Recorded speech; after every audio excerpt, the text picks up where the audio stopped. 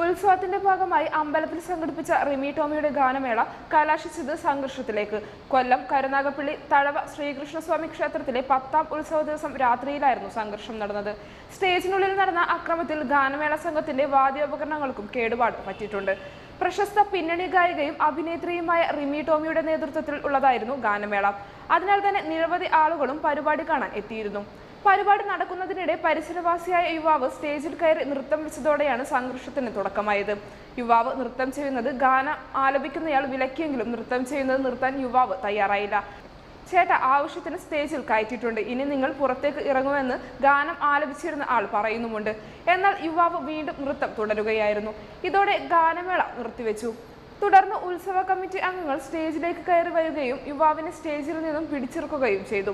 ഇതിൽ പ്രകോപിതനായ യുവാവ് വീണ്ടും സ്റ്റേജിലേക്ക് ചാടിക്കയറുകയും കമ്മിറ്റി അംഗങ്ങളുമായി ഉന്തും തള്ളും ഉണ്ടാവുകയും ആയിരുന്നു.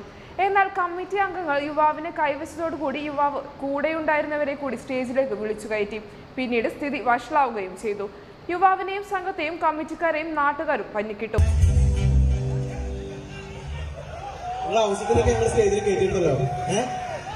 ചേട്ടാ, ആവശ്യത്തിന് സ്റ്റേജിൽ കയറ്റിയിട്ടുണ്ട്, നിങ്ങൾ പുറത്തേക്ക് ഇറങ്ങും.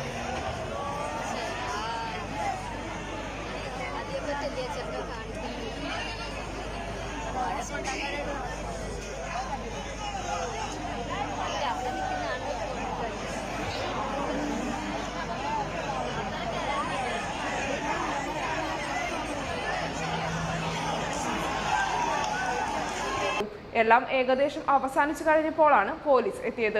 കരുനാഗപ്പള്ളി SI മഹേഷിന്റെ നേതൃത്വത്തിലുള്ള പോലീസ് സംഘം സംഘർഷമുണ്ടാക്കിയ യുവാവിനെയും സംഘത്തെയും കീഴ്പ്പെടുത്തി. മാത്രമല്ല കമ്മിറ്റി അംഗങ്ങളെയും തിരഞ്ഞുപിടിച്ച് തല്ലി. ഇതോടെ പരിപാടി കാണാനെത്തിയവർ ചിതറി ഓടി.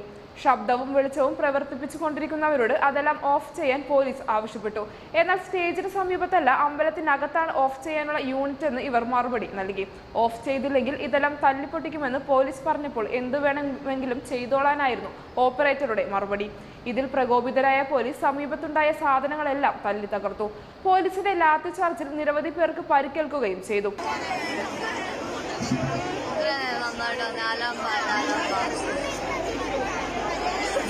വീഡിയോ എടുക്കണം.